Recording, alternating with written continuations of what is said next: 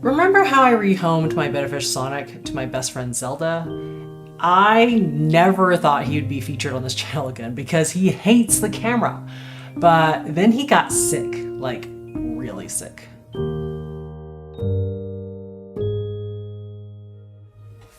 And this is like a worse nightmare for me because Zelda trusted me to be her mentor through this whole getting a new Betta fish process. You know, I gave her the exact shopping list of what to buy. I personally flew more than 1,500 miles to deliver her my own healthy Betta fish. And I set up everything for her, taught her how to do water changes. Like, what more could you ask for? Well, everything was fine for about 2.5 months. And then at the end of January, I get this text saying, hey, so I found Gil, formerly known as Sonic, with this gray spot on his head, and he's laying on leaves and hiding all the time. What do I do? Here we go, like the thing that every fish keeper dreads. So let's go through all the basic troubleshooting steps. What are your water parameters? She tells me they are 0 ppm, ammonia, nitrite, and nitrate. The temperature is 80 degrees. There's no chlorine. She's using a sponge filter, so it's slow, gentle flow. There's no sharp objects and no tank mates either. So I go, okay, well, let's do a 33% water change, and we'll start him off at a level 2 dosage of salt, which is approximately 1 tablespoon of aquarium salt for every 2 gallons of water. And I'll put a link in the description for an article of how I treat with salt. 1 week later, more of his body is turning gray. His swimming is kind of spastic, but his appetite is normal.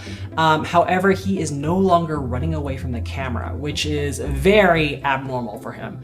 So I say, okay, if the gray patches are a fungal infection, let's go ahead and increase to level 3 salt concentration, which is 1 tablespoon of aquarium salt for every 1 gallon of water.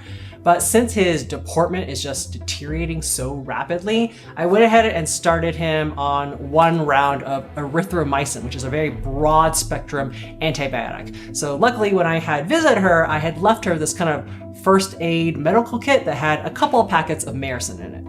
By week 3, Gil's fins are completely ratty with fin rot, and he was basically motionless all day. So when Zelda moved the tank to check on him, he freaked out and now is hanging upside down, which is kind of like the death spiral for a fish. I don't know what's going on. You know, at this point, he's gone through several rounds of the antibiotic. He's still on level 3 salt concentration. I mean, why isn't it killing it unless it's like a viral infection of some sort? I'm really confused, and at this point, I just don't think he's gonna make it.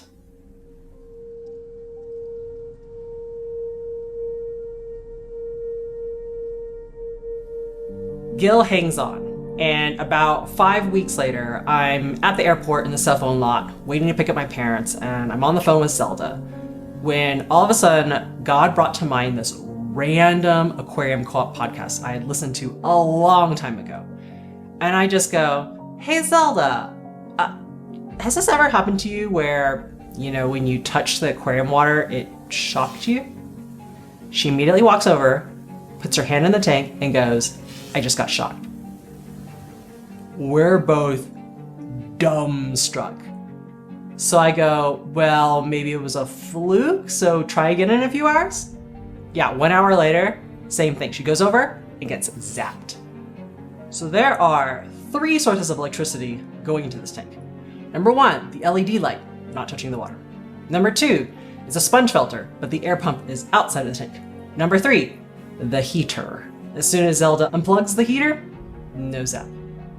It is she mailed it to me, Fluval M-Series silver-colored 50-watt heater. Now, I personally own this heater and have the 150-watt version in my 20-gallon tank. Never had an issue. But to be fair, Zelda did buy this heater back in 2020, right when the pandemic started, because that's when I was originally supposed to visit her. And then we didn't install it until now, so.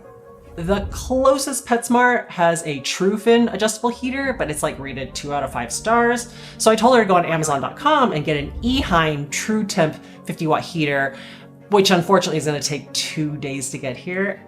So we don't have any choice. She leaves the heater unplugged and wraps that tank with towels. The temperature does start dipping down to the mid 70s, which normally I wouldn't really worry about for 2 days because, you know, Betta fish get shipped all the time across the country and overseas, but Gil is very, very weak. Praise the Lord, the heater came in one day and it arrived at 8:30 a.m. in the morning. And so we got set up with the new heater, we're good to go. By week 6, Zelda is happy to report that the new heater is not zapping, the white and gray spots have almost all disappeared, and there's new fin growth already. I mean, basically his activity level, behavior, appetite, they've all returned to normal, and he is actually running away from the camera again. Yay! Now you may be wondering, how in the world did Zelda never get shocked? Was she never touching the water when she did water changes? Well, she was doing water changes, but she was following my instructions to a T, which are to what? Unplug everything before you start the water change. Apparently the stray electricity quickly dissipated and she never felt a thing. So what's the moral of the story? Well, I don't care how long you've been keeping fish, there is always more to learn or maybe things that you have forgotten, so get help from other hobbyists.